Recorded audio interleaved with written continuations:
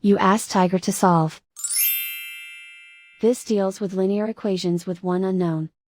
The final result is x equals 1. Let's solve it step by step.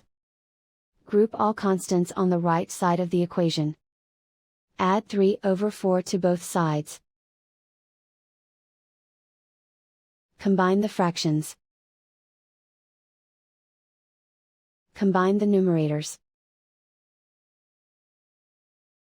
Reduce the zero numerator. Simplify the arithmetic.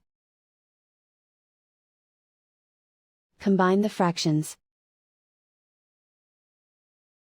Combine the numerators.